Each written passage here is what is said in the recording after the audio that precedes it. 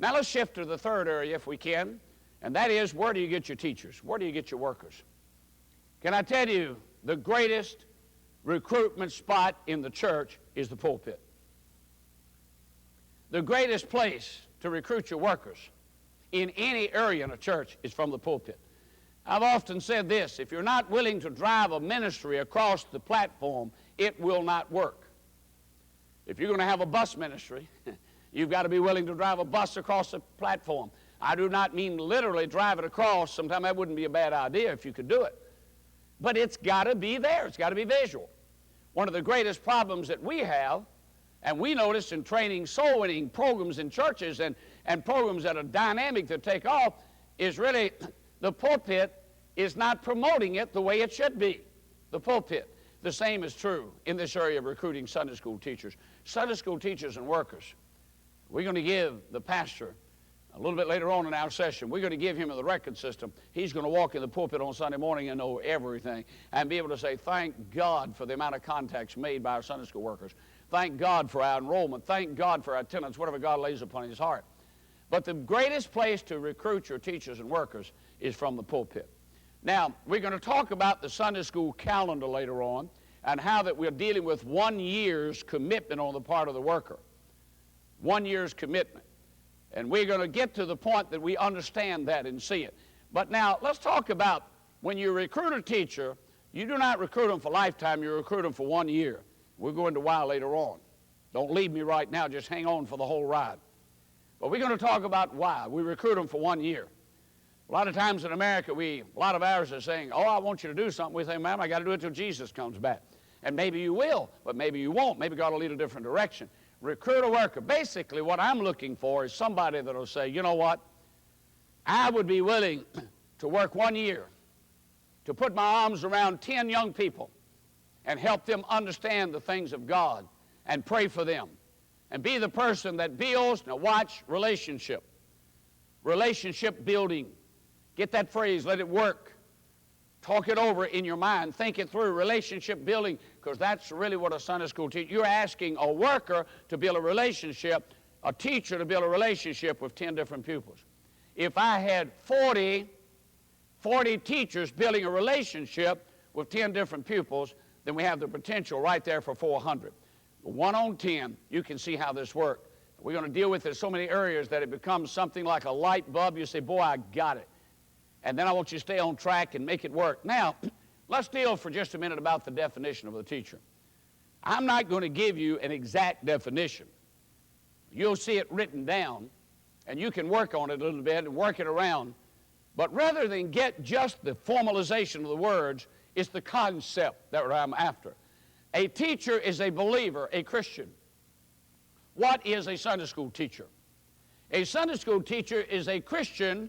It is a believer who will commit to build a relationship for spiritual care, a relationship for spiritual care with 10 or more pupils of the assigned age. Pick that sentence up for just a minute. See, a teacher is a believer. By the way, if you're going to recruit somebody to do something, they need to understand what are you asking them to do. So your definition ought to be very clear. I'm looking for a believer, I'm looking for a Christian who would be willing to make a commitment to build a spiritual relationship with 10 or more pupils. And I want you to do that just literally in the age group that we have assigned you. Now, there's a second area to being a teacher, through prayer. We want them, would you be willing to pray for these 10? Through prayer and watch, through contact. We'll go into what contact we're talking about later on. It is exciting. We're not just talking about heavy, you got to visit someone out. No, we're talking about telephone calls. We're talking about cards. And we're talking about going into the home. Yes, but we're dealing with contact here. Winning people to Christ? Please forgive me for saying this. No, relationship building. This teacher ought to be a soul winner. Every Christian ought to be a soul winner. But in this hat they've got on, in this function, the teacher's trying to build a relationship. Now, you can say I'm staying here long enough so that we can really get this. The teacher is trying to build a relationship with these 10 pupils. How does he do it? Through prayer. Those pupils ought to know that teacher's praying for them. Through contact. through contact, and through teaching. And notice they got the teaching on the end. Because sometimes in America and in our culture, you know, we feel, oh, if I'll get deep in the Greek and deep in the Word, and I'll just have my little podium there, and I'll just be starch and read a lesson and understand it and teach a lesson, everybody will flock in. Forget about it. That's the reason our churches are empty. That's the reason we don't have many people in our churches. It's not necessarily the preacher doesn't know anything. That's not it. Hey, we've got to go. The church is not supposed to be, listen carefully, a hospital for saints. That's not what it is. It's not a country club for Christians. That's not it. We've got those concepts backwards. Hey, it's not a country club. It's not a hospital for the saints. It's supposed to be a hospital for sinners. Whether we can bring people in and reach them and help people to grow in grace. And we've got to, as teachers, at a little small unit, you're to care for 10. You're to care for 10. Oh, your enrollment may grow to 15 or 20, and it may expand you. And you need to say, help, and divide it in half. But you need to pray. Now watch this second area. Through prayer, through contact, and through teaching, you will build a relationship that results in faithfulness. That's what you're looking for. That results in faithfulness and spiritual growth in your pupils. Very simple concept, isn't it? That's what a teacher is.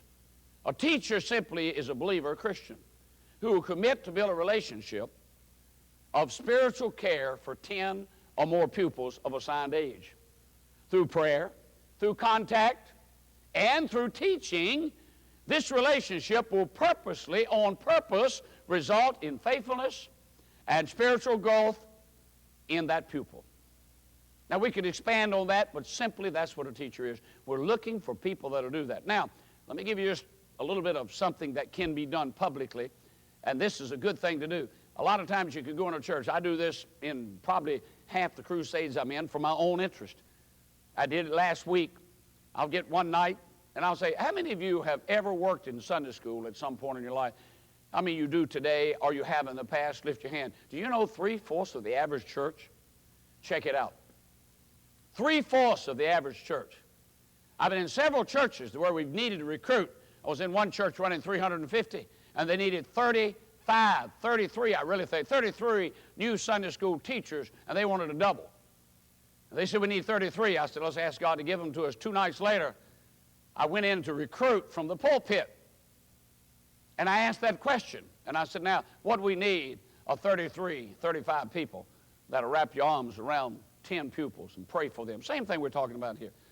We recruited 39 workers and make this commitment to them. We will not ask you to do something.